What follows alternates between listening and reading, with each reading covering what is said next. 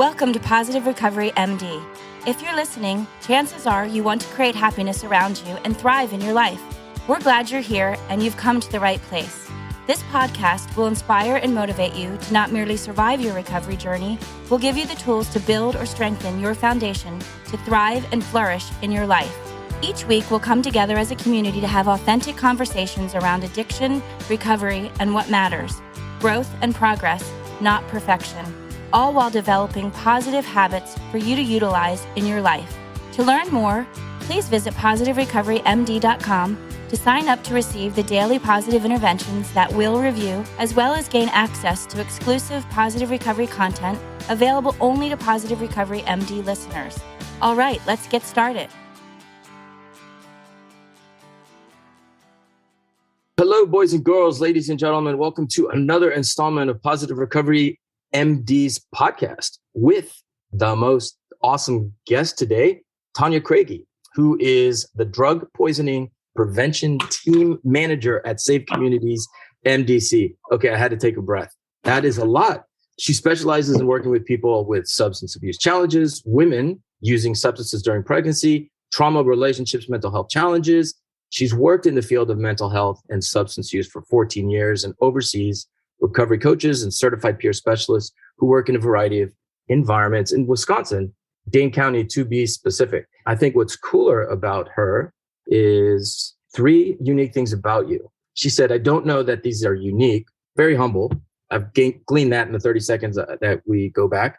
She said, these are strengths that empower me. She has enormous amounts of compassion, especially for monkeys, which, by the way, I forgot to mention. She wants to retire to go to Central or South America, somewhere they speak Spanish, I'm guessing, but not Spain, where she can rehab monos or monkeys. And I've got 3 kids. I can tell you, for the most part, they're like drunk monkeys. So you just need to rescue mine, and we'll be set. So she has dedication to raising up the underdog. Love that. She wants to raise up the underdog and even the playing field, which is awesome. And despite her life circumstances and challenges, she's thrived in spite of them, healing from generational trauma and poverty. Connection is her superpower. So welcome. Thanks for joining us. I'm going to ask you to tell your story.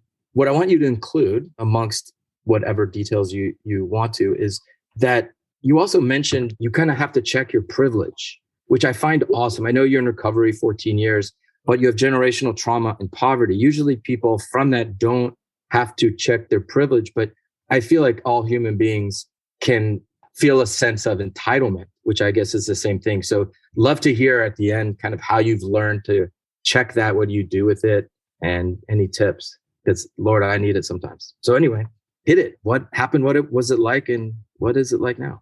Thanks, Jason. So first, I like to start off, for those that can't see us but can hear us, a little bit about a description of what I look like. I am about 5'8". I have blonde hair, green eyes. Today, I'm wearing a wide striped green, brown, black, and cream colored shirt. In my background, it's not blurred out today, but it looks like one of those nice, cozy New York apartments. It is, in fact, not. I'm reconstructing my basement.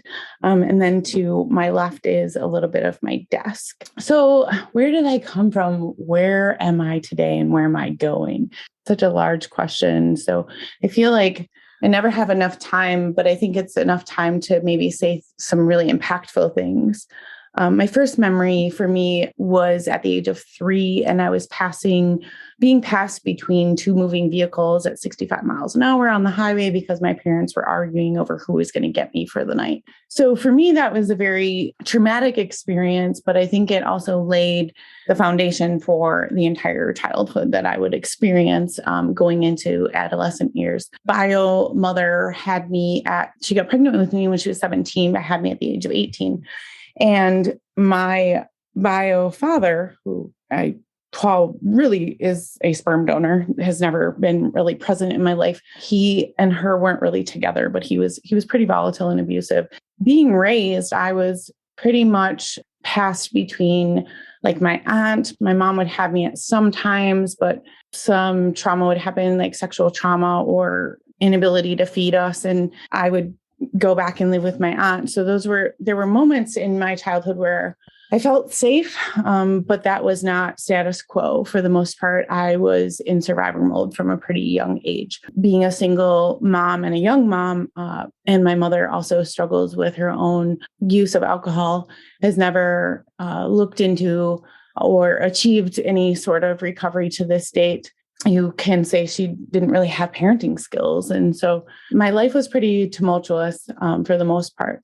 At the age of 11, I was introduced to this program. It's called the Larry programs. It's through Larry Buddy program through Lawrence University. So it was actually one of George Bush Sr.'s 1,000 Points of Light programs that were done around the country. And it was linking up college students that were like a big brother, big sister with children or adolescents that needed a little bit extra like guidance and support and were considered to maybe have talents and gifts. So to help with schoolwork and more stability. And so I happened to be living with my aunt at the time. And I met my angel, who I call today. Her name is Anna.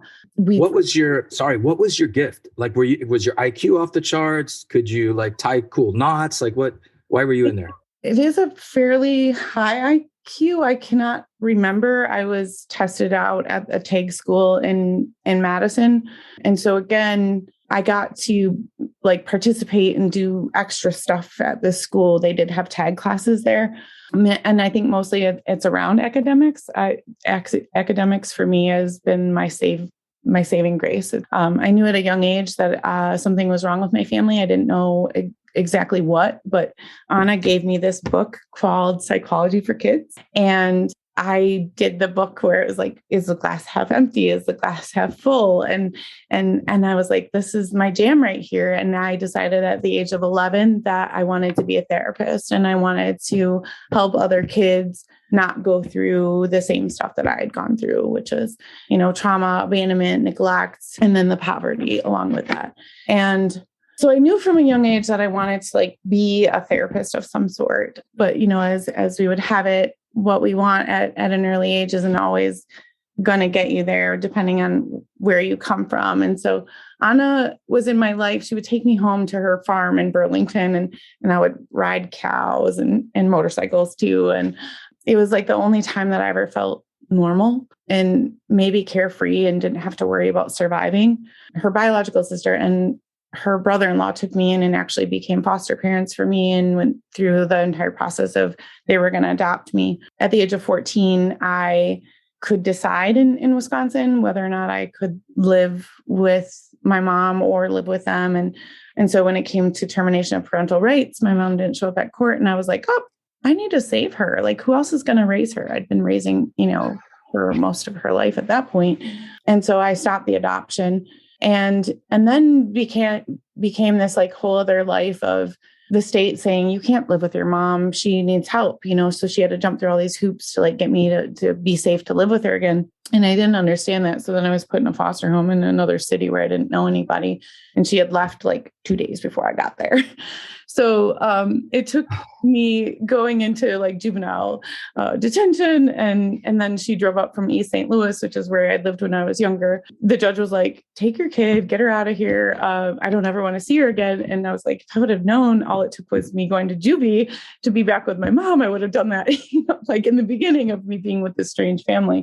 So down there began like this whole other world of like, I drank for the first time when I was 11. I remember hating it. I hated it.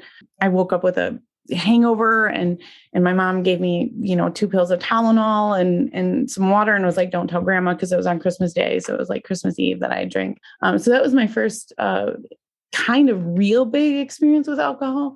My family also owned bars. And so like I was that 5-year-old who would go in and have a couple sips and be like, oh, that doesn't taste good. Like, why are you drinking that? But so I never really like wanted to drink alcohol. Plus I think I had an aversion knowing that's what, my mom struggled with so much.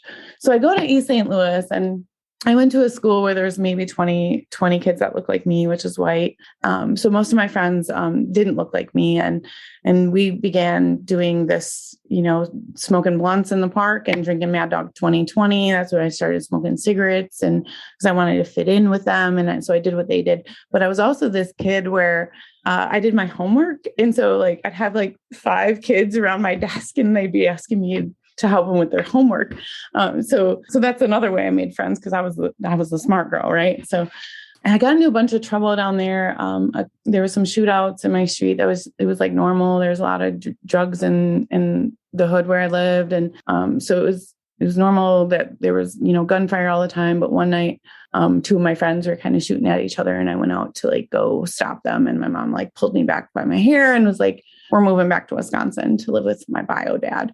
And I'd never really met this guy. So it was really interesting. And so she moves back. It doesn't work out. I get into a whole bunch of stuff. I'm living on my own at 15 and I'm selling drugs. I'm doing drugs. I'm basically homeless because I'm couch surfing. Right. And so that went on for a couple, about 18 months before I moved to North Carolina with friends and got into a whole bunch of trouble down there. And then lo and behold, my adoptive parents who were going to adopt me, I'd always stayed in touch with them, brought me back. And I got back into school and I went to college at 17 and was able to kind of get some normalcy back in my life again. But then I lived on State Street at 17 and, I had a fake ID and all this stuff. And so then it just spiraled again. So fast forward to at the age of 20, I just kind of had enough. I got into some pretty hard drugs. I had 4 OWIs, 3 OWIs by the time I was 21. Started my undergrad in clinical psychology and with a minor in Spanish. And I got my 3rd OWI while I was in college. And then my final year, I was in an abusive relationship my final year, and I got a 4th and 5th OWI. So those are, in other states, are drinking under the influence or driving under the influence. And that's a lot, right? By the time I was 24 years old, I had 5 OWIs. And then, so I was facing this 4th and 5th is a felony in Wisconsin. And my brother took his life at the beginning of my senior year. And my brother and I were very, very, very close, trauma bonded from a young age. I was the mother, I'm the oldest of all these other kids. And so I was always trying to take care of them. And I took it really hard. I didn't want to live anymore. I just wanted to be with my brother. So I picked up the hardest drug that I could find after that first Christmas without him. And I tried to use to die. Throughout that experience, I ended up getting pregnant with my oldest daughter. And she was my savior. She is my savior. I mean, I just had this belief that if I was going to have kids, that I wasn't going to leave them without a mom, like I felt I was left without. And so I had this drive to be this mom, right? And I thought this little 5-month-old baby was enough to keep me from using drugs. She wasn't. That's a big responsibility to place on a 5-month-old. So I ended up in some more trouble, but it turned out to be good. It was the kick in the butt that I needed. Plus I got exposed to you have a brain disorder, you have trauma. It was the first time in my life somebody asked what happened to me. And I remember feeling nobody's ever asked me that before. And then I could begin this journey of healing. And my daughter at the time was had went back to my foster parents as a foster child because CPS had gotten involved. And it was, like I said, that kick in the butt I needed. So I was going to work my butt off and I was going to be the mom that she deserved, that I deserved, that I never got. And so that began, my journey in 2007 of not using drugs anymore. And then I did the whole go to grad school, I'm doing the recovery thing, meet a guy, I think the guy is going to solve everything. I'm doing what the Joneses do. And turns out he was a person with narcissistic personality disorder. So it was just a total great match for this empath over here. Throughout my relationship with him, I just started sinking lower and lower, just who am I? I was in this fog. I'm going to grad school and being a mom. And then I just got further away from, I started isolating from people because, none of my friends were good enough for him. And so I just found myself up a creek again, and I drink after not drinking for that long. And you drink like I used to drink before. I ended up in a blackout and drove my car again. Don't remember that. And it was all over the news, right? Because I'm a counselor at the time, and I'm a clinical social worker. I'm a substance abuse counselor, and like this is a big deal, right? Especially in small town America. I was just filled with shame. I remember waking up in jail thinking like I'd given up my keys that night. What happened? Like how did I end up here? And the jailer told me what happened, and I was like, are you joking? Like I didn't know. And then I knew like at that point I had found freedom, and I had found freedom from without substances, and like that's where I was going to go back to, like come hell or high water, like what happened? Going back to. What happened? What did the jailer tell you? I got my 6th OWI and I fled and eluded. So that meant I like didn't pull over for the police. Oh, you fled. Okay. So, and in Wisconsin, that's another felony. It had been 10 years since my last one, but they were going to make an example out of me. And so I went to treatment right away, in another city to kind of get away from the media and all that stuff. And it was my first kind of like break from my husband at the time to be able to see like, and I worked in like DV, I worked in domestic violence, and so I was like, this can't be happening to me. I know too much, right? Like I'm a social worker, like I'm projecting stuff onto him. This isn't real. So I just like was lying to myself, right? Just trying to figure out what was really going on. And so I had this break and I was like, this is toxic. This isn't good for me. And then I was facing like years in prison. And so I had this 13 months out. I had left my husband about 4 months before I got sentenced, and he had my birth control. When I went back, of course, he told me everything like, I'm going to change and I'm going to be, and he had hid my birth control. And so I was on this weird birth control that in the interim, because he had hidden my birth control. So I got this like emergency stuff. Well, apparently it was emergent enough. So 2 months before I'm to be sentenced to the Wisconsin State Penitentiary system, I find out I'm pregnant. So I have a 6-year-old. I did have her in the state penitentiary. And I was facing like loss of licensure, like I thought my life was over, and I couldn't have been more wrong. It was actually more of probably like a beginning. I was sentenced to 2 years. I got out way earlier for like earned release, and I do have my credentials today. Of course, the state of Wisconsin wants me to do some things in order to keep them, and I'll do whatever I have to do for that. And it's worth it. There's no other thing that I ever wanted to do other than help others not experience some semblance of pain in their life, because I do know what that's like. And, I did end up leaving and getting a divorce, and I built my first house a couple of years ago. I never had a safe space my entire life. And there was like moments, right? But like, this is mine and it's for my kids. I have a partner of over 5 years. They're in recovery too. And she's by far been one of like the gifts in all of this, was like exploring some other pieces to me that I hadn't really thought about before, because of religion and all these other, my adoptive parents were very religious. And so there's a lot of religious healing that I've had to do, and developing my relationship with who I call God, my higher power today, and my spiritual practices,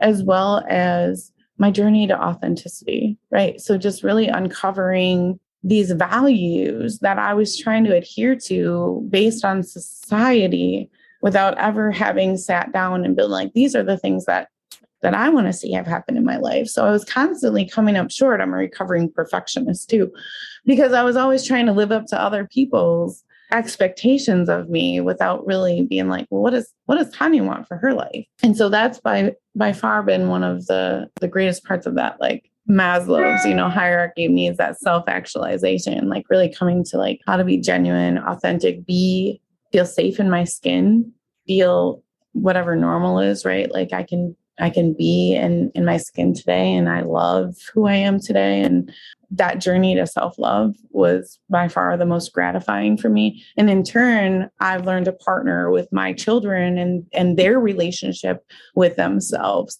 rather than taking this authoritative or like, do as I say, don't do as I do kind of approach, or do as I say because I say so, right? Because I'm that. We have a partnering relationship where it's open and transparent and nurturing and loving. And, I had to read books upon books to figure out how to be a parent. I had to read books upon books to figure out how to be a real person, whatever that was, because I was like still healing from all of these things that were happening to me. And so, trauma became, a big focal point of my study, not only because I knew what actual trauma therapy could do for me and my health and well-being, but also what it could do for others. Yeah. So tell us what's your like day-to-day like? What do you do now? How do you apply your talents? I get to do a few things. One is like my 40-hour. I say that loosely because it's salary, right? So I lead with passion in my field. And so it's never 40. It's a lot more.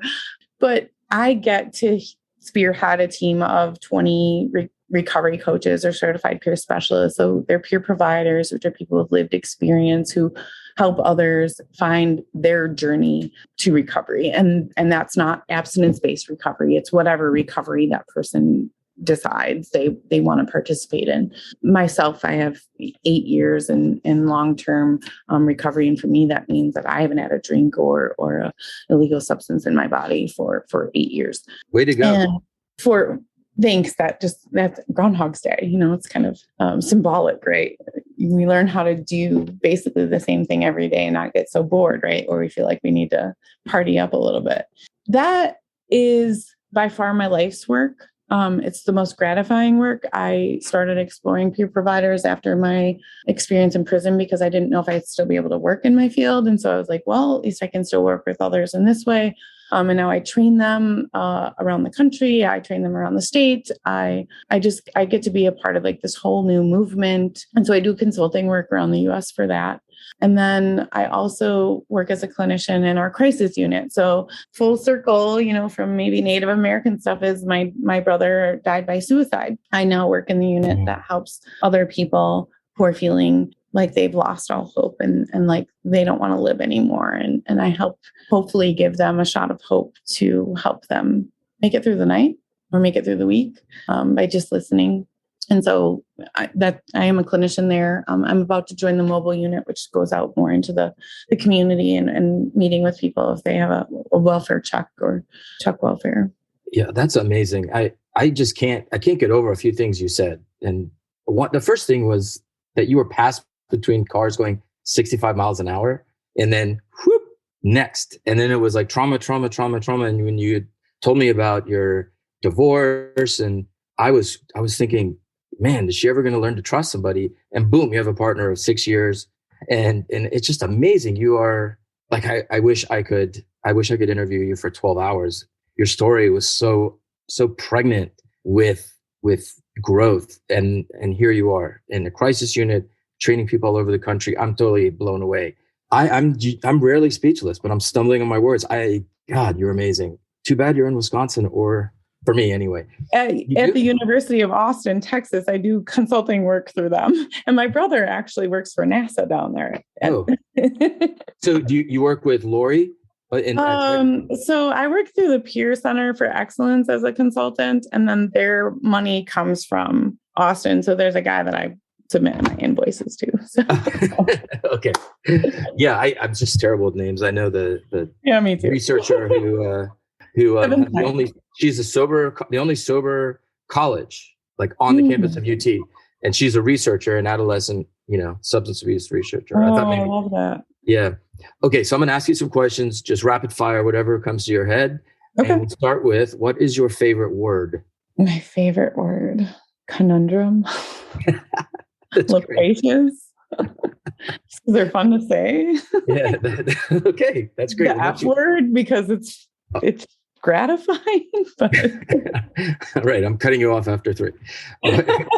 What's your least favorite word? Manipulative. Okay. What's your favorite sound? My daughter's laughter. And your least favorite sound? Crunching on snow. Oh, really? Okay. Yeah, it's kind of like like nails on the chalkboard. It is. But what turns you on? What gets me excited and passionate is, I think, watching other people rise out of the ashes. That's awesome.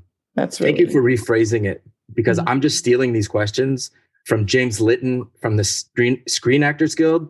And he asked these word for word. So one person out of all we've done a bunch of these, like raised his eyebrow and he's like, what turns me on? And you could tell he was really like playful, but maybe I'll say, what are you passionate and excited about? Okay. Well, then the following question would be less symmetrical, but what turns you off? Ego. Cool. People that like pride and ego and I think openness is just so acceptance of others for like who they are is so necessary thing that needs to happen in our country.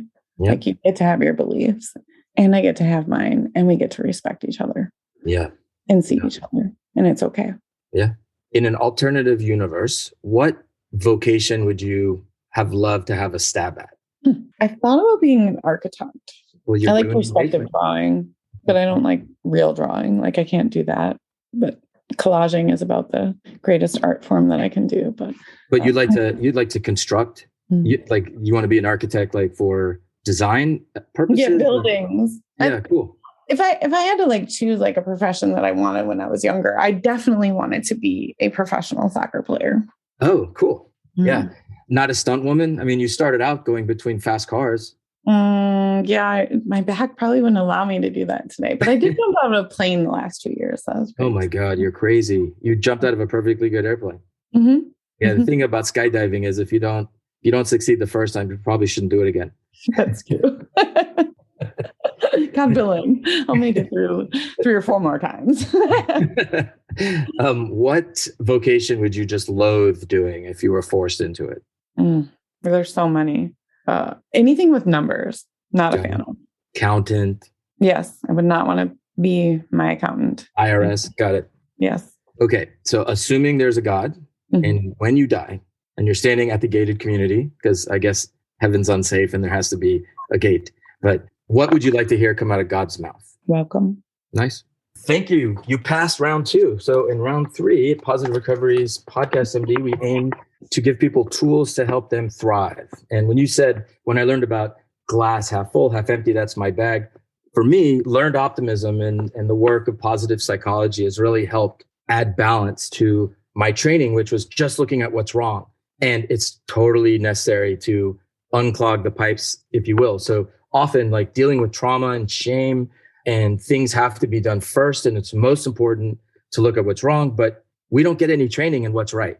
So that's why I sort of develop positive recovery, is just to add to what we're already doing. So we have other evidence-based modalities that can help people thrive, like improve their positivity and engagement, relationships, meaning, and achievement. With that, I'm going to read the quote of the day and then the PI, or the positive intervention, which are the tools of positive psychology. So I love this from Abe Lincoln. And when you were saying how like we don't respect each other's beliefs, like Abe Lincoln put somebody from the opposing party that called him a hairy ape on his cabinet because he was the best guy for the job. And now our 2 main parties don't even talk to each other except to like badmouth each other. But like we should just always kind of remember people like that. So character is like a tree and reputation like its shadow. The shadow is what we think of it. The tree is the real thing. That is a lot like self-esteem and self-efficacy. And I'm not a fan of self-esteem because it's like what people think others think of them. But self-efficacy is your belief in yourself, your ability to get over things and your ability to do it in the future. And so that's sort of, I love that. And I don't know if I've made that connection, but raw self-efficacy. Okay, so today's PI is, this might feel a bit intimidating, but if you're up to the challenge, ask 3 people whom you feel safe with to describe the person they perceive you to be. Be mindful of things they say that resonate as true and anything that seems surprising. Do these people see the character you see? At the close of the day, journal about your experience. Okay, I totally forgot. I would not have used the self-efficacy and self-esteem because we are asking other people, but it still holds true. And I think that looking at blind spots is what this is aimed at. And it is tough for us to receive positive feedback, I believe. I think it's kind of universal because, I don't know, it's a little uncomfortable, but to let it in is really it takes courage, strength. And I don't know, did you do this? Were you able to do it? Did you tell me about your experience if you did? I did do it. I don't know that, it's interesting because I don't know that anything negative came out of it. Because you alluded to blind spots, and I'm all about like those blind spots. You know, earlier you talked a little bit about like privilege and how, how that relates to our lives and addressing it and uncovering those. And that's how I like view blind spots, right? So like I didn't hear negative stuff. I just asked them to describe how they perceive me. So blind spots can be positive. It's just what you don't see about yourself. Yeah. That's all I meant was like, where do you not see? Like, what do you not see? But I think if I had done this assignment 10 years ago, like it would have gone a lot different, because a lot of the things that people have shared about me, I did struggle like receiving positive feedback rather than just being like, thank you, which my sponsor, I do participate. That's a learned skill, isn't it? Yeah. She's like, you need to start saying thank you when people give you compliments, because I would like deflect and right. avoid. And, and so today I can sit in that, but I don't know that I do it often. Like, hey, what are your thoughts about me lately?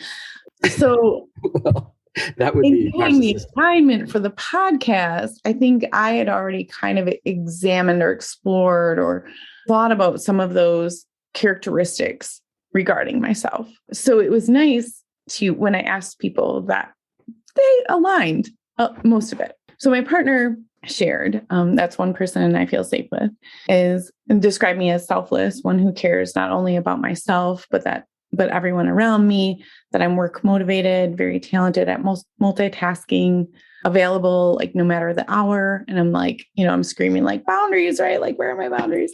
Because I have to find something wrong with it, right? You have a good big heart, and that it gets in the best of me at times. I'm a music junkie. That's full of life, and a person that will fight for the underdog, which is weird because I did not share my answers with her for this podcast, or those that don't have a voice or haven't found their way yet in life. So I perceive you as a superhero.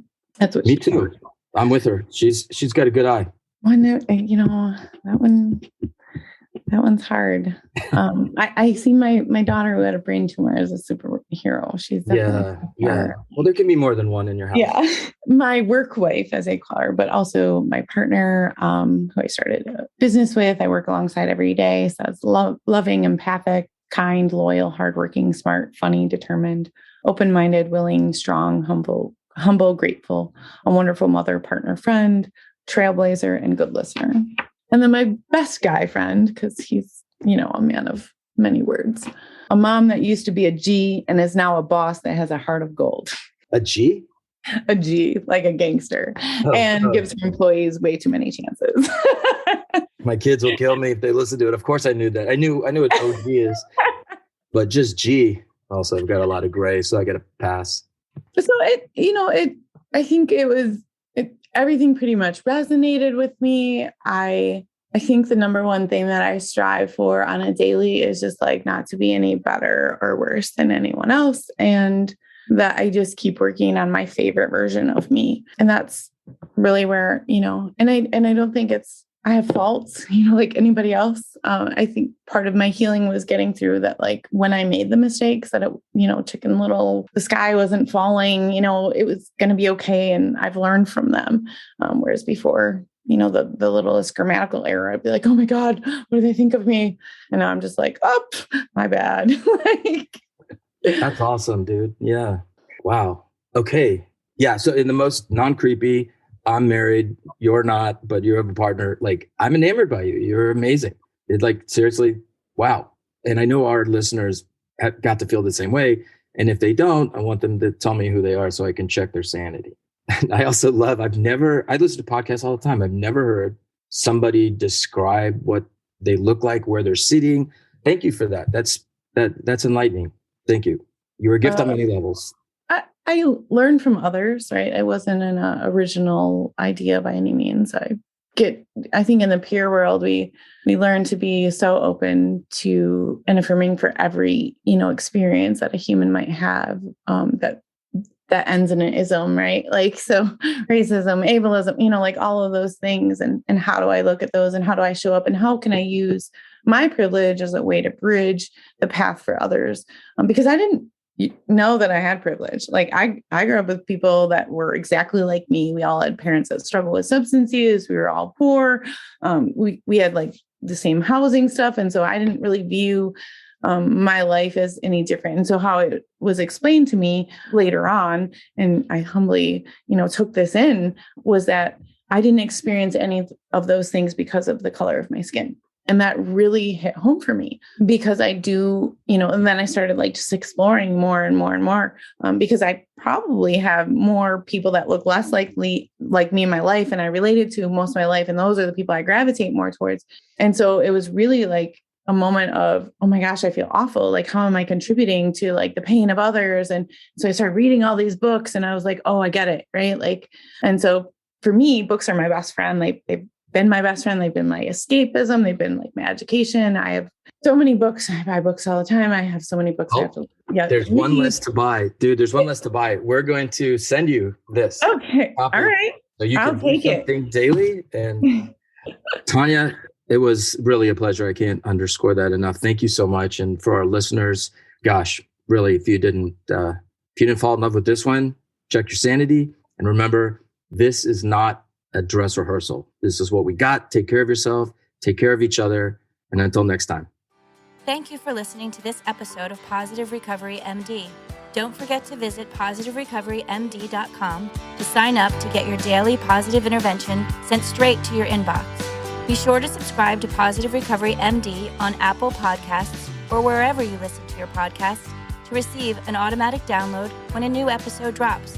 And as always, if you or someone you know needs help, visit positiverecovery.com or call 877-4-SOBRIETY, which is 877-476-2743. We are here to help.